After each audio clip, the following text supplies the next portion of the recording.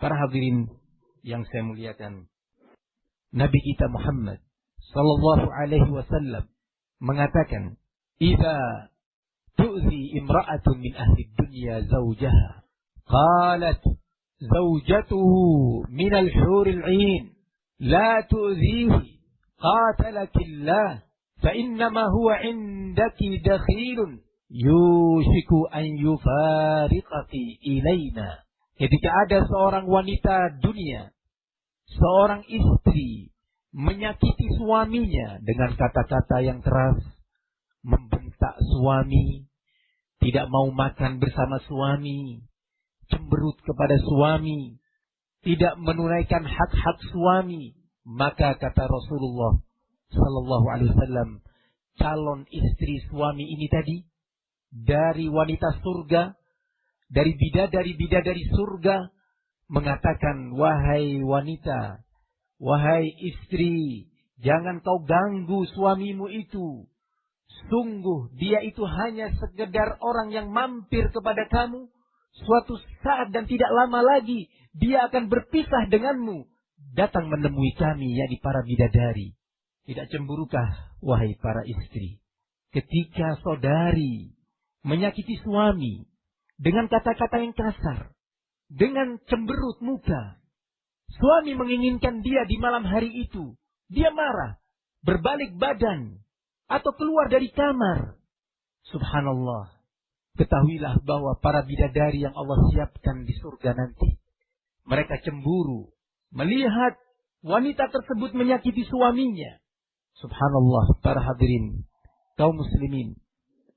Demikian Islam secara ringkas saya bisa sebutkan dalam kesempatan ini, menjelaskan tentang hak para suami.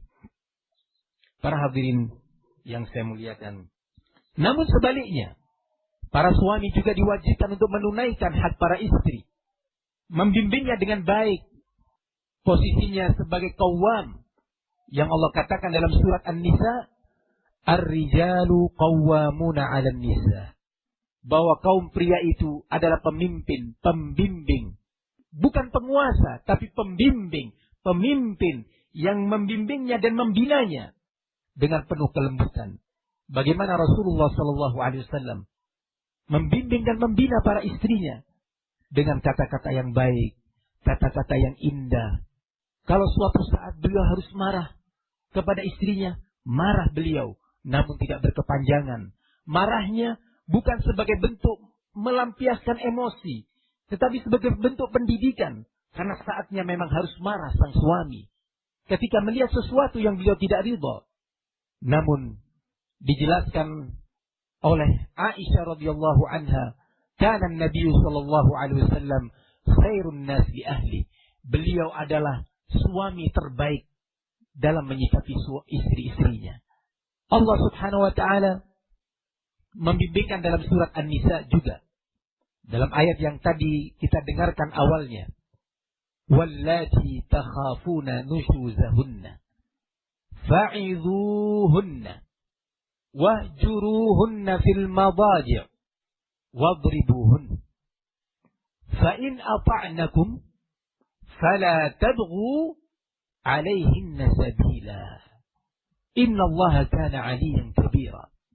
Jika kalian, wahai para suami, ini sekarang syariat untuk para suami. Jika kalian, wahai para suami, mengkhawatirkan penentangan para istri kalian, mereka membangkang kepada kalian, tidak mau taat, tidak mau hormat, maka kata Allah, perhatikan baik-baik, fa'idhuhunna, berikan kepada dia, kepada istri itu, mau'izah, nasihat yang dipenuhi dengan kasih sayang.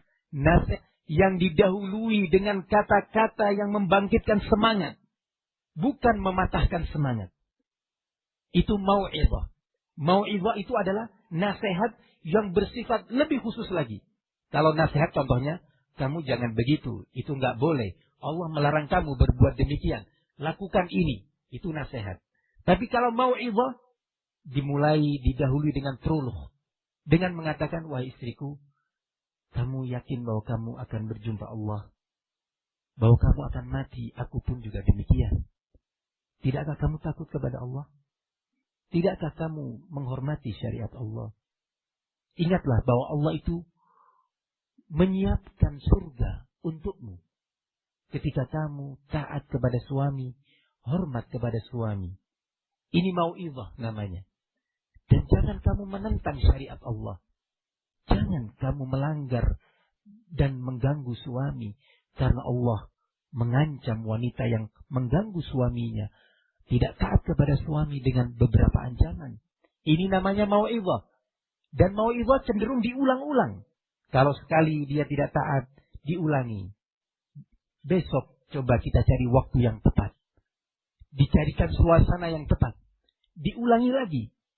Demikian tahapan pertama dalam ayat ini. Fa'izuhunna. Kemudian baru pada tahapan kedua. Allah mengatakan, wahjuruhunna fil madaji'.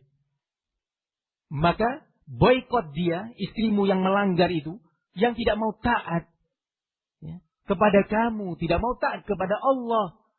Setelah melalui proses nasihat demi nasihat dengan penuh kelembutan dan kasih sayang, tetap saja dia emosional, egois, maka boikot dia dalam tempat tidur. Kamu boleh keluar, wahai suami, dari kamarmu, atau berbalik badan, ya, sebagai sebuah pelajaran buat istri. Tapi diatur pula oleh Nabi, tidak boleh suami yang akan memboikot istrinya keluar dari rumah, menginap di rumah teman, atau keluar kota dengan sengaja, atau menginap di hotel misalnya. Tidak boleh. Dilarang dalam Islam. Kalau mau memboikot, menjalani tahapan kedua tadi, tetap di dalam rumah. Tidak boleh keluar dari rumah. Tidak boleh mengikuti emosi. Jalani syariat Allah. Suami dituntut menghormati syariat, begitu pula istri dituntut dan diwajibkan menghormati syariat Allah Subhanahu